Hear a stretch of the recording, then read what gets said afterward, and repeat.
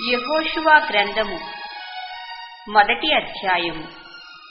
యెహోవా సేవకుడైన మోషే మృతి పొందిన తరువాత యెహోవా నూను కుమారుడును మోషే పరిచారకుడునైన యెహోషువకు ఇలాగు సెలవిచ్చెను.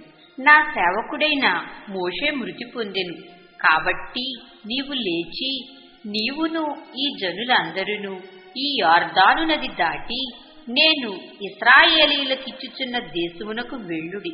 నేను మోషేతో చెప్పినట్లు మీరు అడుగుపెట్టు ప్రతి స్థలమును మీకిచ్చుచున్నాను. అరణ్యమును ఈ లెబానోను మొదలుకొని మహానది అయిన యూఫ్రటీసు నది వరకును, హిత్తీయుల దేశమంతయు పడమట మహాసముద్రము వరకును మీకు సరిహద్దు. నీవు బ్రతుకు దినములన్నిటను ఏ మనుష్యుడును నీ ఎదుట నిలువలేక ఉండును. నేను మోషేకు తోడై ఉండినట్లు నీకును తోడై ఉందును. నిన్ను విడువను, నిన్ను ఎడబాయను.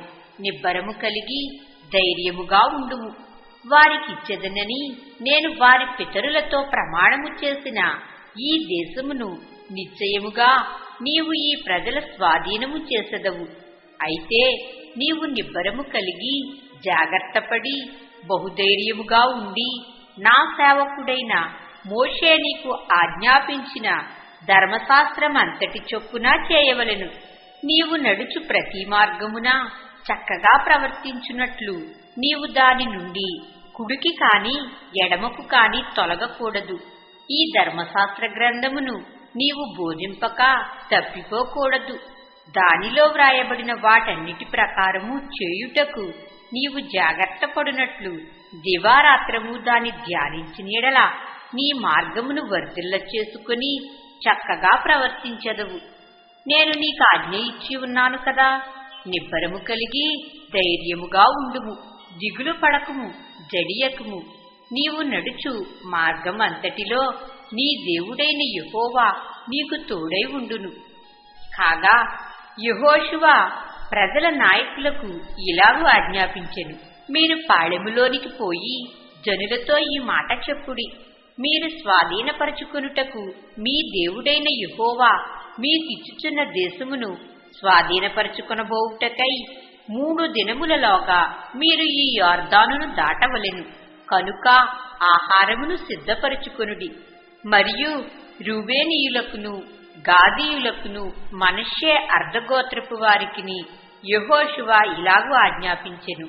యెహోవా సేవకుడైన మోషే మీకు ఆజ్ఞాపించిన సంగతి జ్ఞాపకము చేసుకొనుడి.